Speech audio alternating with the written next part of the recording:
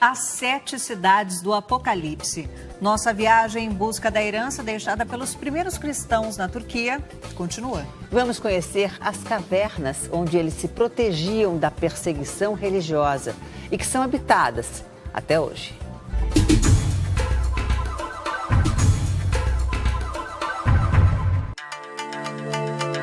Na semana passada, visitamos 2 das 7 igrejas citadas no último livro da Bíblia, o Apocalipse. O início do texto é marcado por 7 cartas enviadas pelo apóstolo João a cada uma das igrejas. Todas elas ficam na atual Turquia, chamada de Ásia Menor no mundo antigo.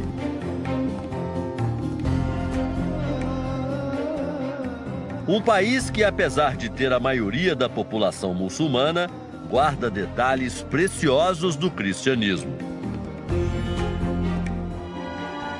O texto foi revelado por Jesus a João, por meio de visões proféticas. Na época, João estava preso na ilha grega de Patmos. As cartas contêm elogios e advertências a cada uma das 7 igrejas. Elas serviram como um guia para as primeiras comunidades cristãs. Igreja, no contexto daquela época, significava qualquer lugar onde os cristãos se reuniam. As igrejas em forma de casas ou edifícios, como a gente conhece hoje, só começaram a ser construídas no século IV depois de Cristo. O Apocalipse é o tema da novela da Record, que está chegando ao fim. O último capítulo vai ao ar amanhã. Nesta segunda-feira, os fãs da trama vão saber como vai acabar o reinado das trevas de Ricardo Montana, o anticristo. Cenas eletrizantes. E um final que promete impressionar os espectadores. Nosso roteiro pelas 7 cidades começa por Éfeso, atual cidade de Selçuk. Foi para lá que João levou Maria após a crucificação de Jesus. O apóstolo Paulo também viveu em Éfeso, onde foi perseguido pelos adoradores da deusa grega Ártemis. Também passamos por Tiatira, onde Cristo chamou a atenção do povo para as más influências que poderiam estar muito próximas e para a importância da perseverança na fé cristã. Hora de pegar a estrada e viajar 70 quilômetros para o sul, em direção à terceira igreja.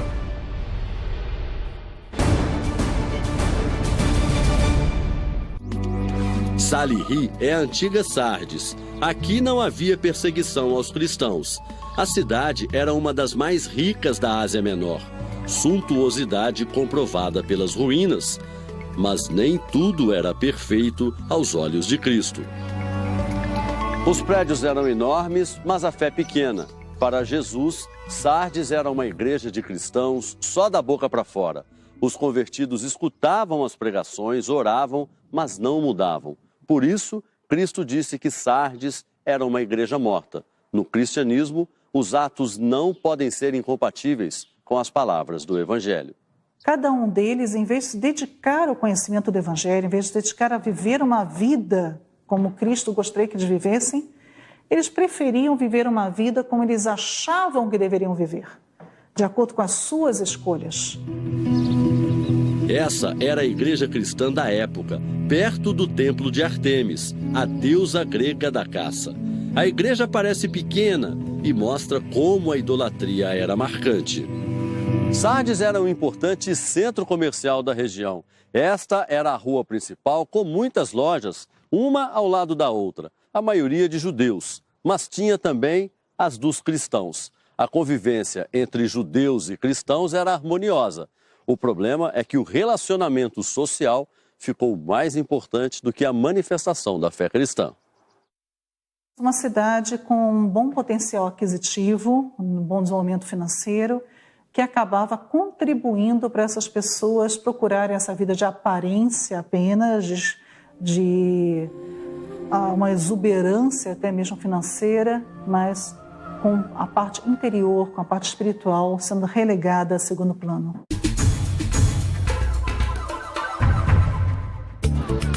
Estamos agora em Izmir, a antiga Esmirna, no oeste da Turquia.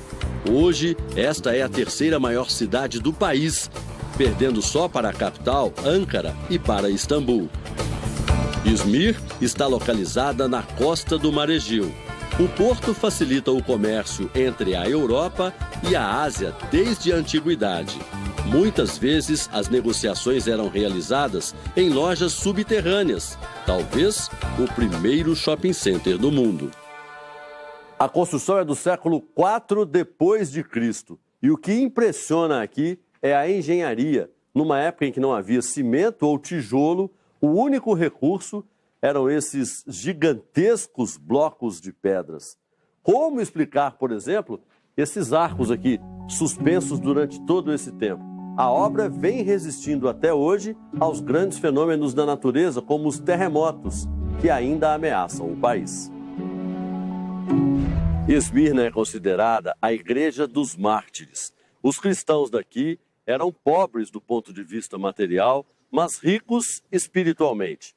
Talvez tenha sido a cidade onde mais pessoas foram perseguidas. Andando aqui por essas ruínas, a gente fica imaginando quantas foram capturadas e queimadas vivas por honrar a Cristo. O exemplo mais conhecido é o de Policarpo, discípulo do apóstolo João. Ele foi queimado vivo pela fidelidade a Jesus. As últimas palavras de Policarpo estão na Bíblia. Por 86 anos tenho servido a Jesus, e nenhum mal ele me fez. Como então posso blasfemar do meu Rei e meu Senhor? Um local sagrado relembra Policarpo. Para os cristãos que não tiveram a coragem de Policarpo, a fuga era a única opção. Para escapar da morte, os cristãos fugiam a pé ou a cavalo.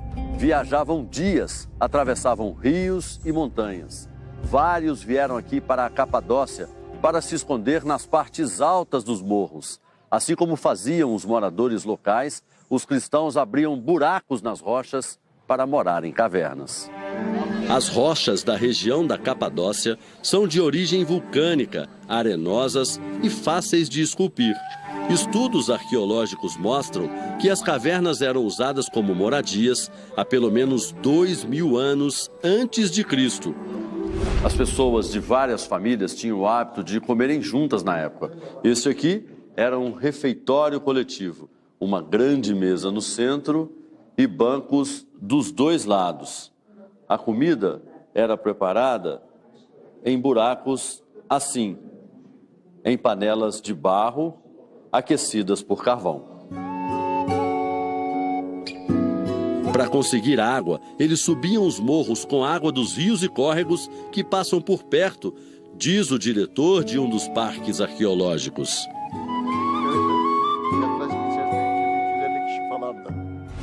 Juntas, as famílias se sentiam mais fortes. Por isso, não se incomodavam em dividir o mesmo teto. Muitas casas eram interligadas, como esta aqui. Não é possível saber onde terminava uma e começava a outra. Aqui, por exemplo, tem um corredor que dá acesso a um outro salão, provavelmente outra residência.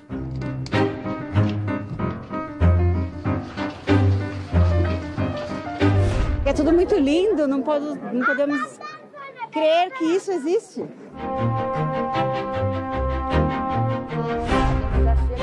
Há 11 anos na Turquia, a brasileira Clara mostra para a nossa equipe como o namorado dela vive. Algumas cavernas da Capadócia servem de moradia até hoje. Pela tradição da família turca, nós temos que tirar os sapatos e entrar aqui de meia. Por que a gente não pode entrar calçado, Clara? É um hábito de higiene mesmo, para manter a limpeza da casa, não trazer a sujeira da rua para dentro de casa. A maioria das casas era igreja ou estábulo, servia de abrigo para cavalo. Por isso aqui dentro nada é muito sofisticado, as divisões são bem simples. Esta casa, por exemplo, tem apenas 2 cômodos, a sala onde também fica uma cozinha e o quarto do morador lá atrás. É proibido por lei alterar o interior das cavernas. Por isso, o desafio é encaixar os eletrodomésticos atuais em nichos já existentes. Se precisar de uma geladeira maior, você vai ter problema.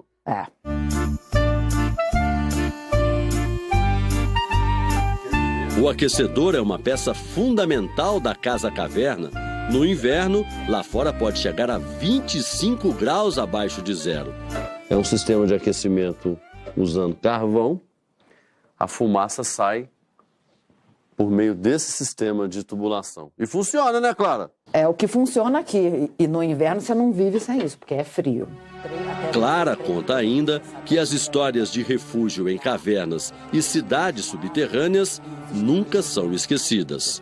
Quando tinha perseguição religiosa, que eles entravam dentro da cidade subterrânea e poderiam viver lá por alguns meses, e muita gente, tinha gente que nascia ou morria na cidade subterrânea. Tinha um esquema, por exemplo, de cozinhar pão só à noite, porque aí tem um esquema de ventilação e para ninguém que estivesse andando procurando, né, a população achasse pela fumaça do cozinhar o pão.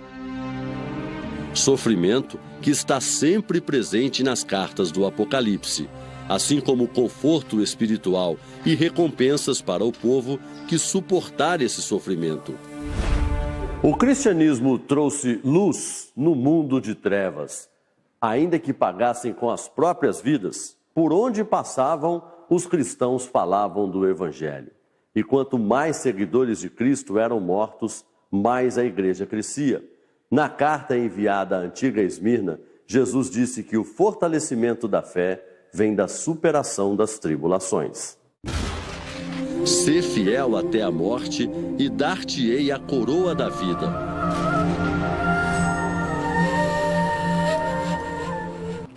Estamos de volta com a nossa viagem às cidades citadas no livro bíblico Apocalipse. Lugares que preservam os sinais da presença dos primeiros cristãos. Vamos conhecer os inventores de um papel primitivo e jogos de tabuleiro parecidos com os de hoje.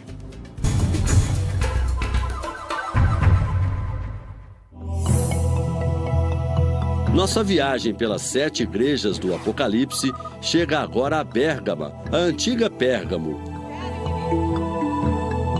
A nova cidade foi construída lá embaixo e a antiga ficava aqui no alto deste morro. Para os moradores que viviam aqui, Jesus também mandou uma mensagem.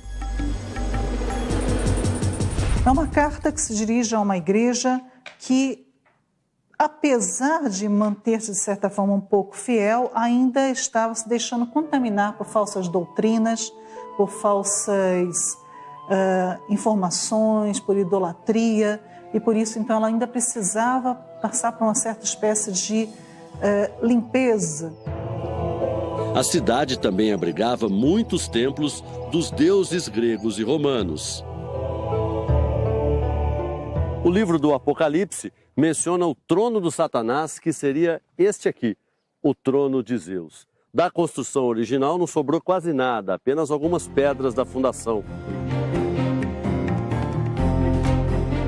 As ruínas da antiga Pérgamo foram levadas para a Alemanha por pesquisadores no final do século XIX.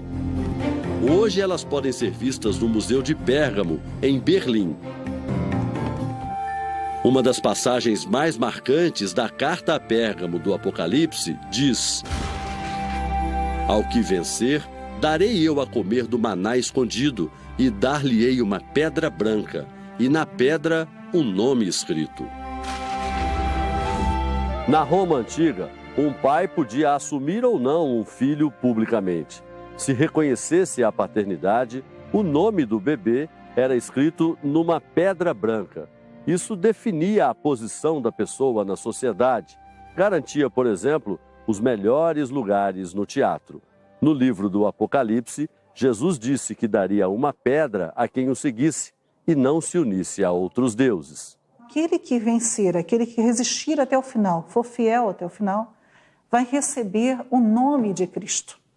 Então ele vai ter a garantia da entrada no céu, onde ele merece, onde ele gostaria de estar.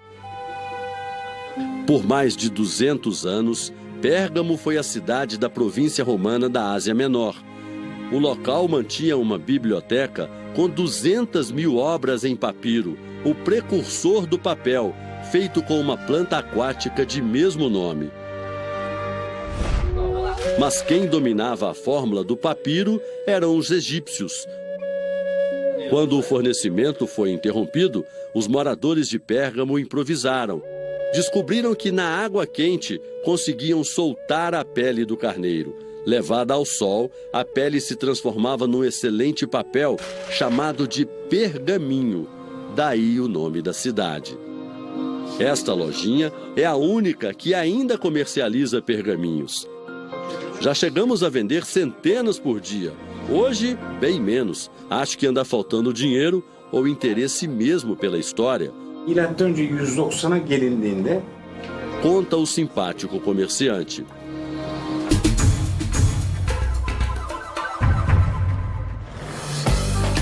Colonos vindos de Pérgamo deram origem a Filadélfia, hoje a cidade de Alá-Serrir. Era a mais jovem das 7 cidades e significa amor fraternal. A exemplo de Esmirna, Filadélfia não recebeu nenhuma advertência de Jesus. Ao contrário, só elogios. Era considerada um exemplo de igreja. Os cristãos eram pobres, mas fiéis. Perseveraram na proposta da fé cristã, resistiram às tentações do mundo e às provocações dos que acreditavam em outros deuses. Filadélfia, assim como várias outras regiões turcas, está situada numa área propensa a tremores. No século XVII, um terremoto destruiu a cidade. Com medo da morte, os moradores passavam a noite fora de casa. Na carta do livro do Apocalipse, Jesus promete transformar cada cristão num pilar de um abrigo seguro e eterno. A quem vencer, eu o farei coluna no templo do meu Deus, e dele nunca sairá.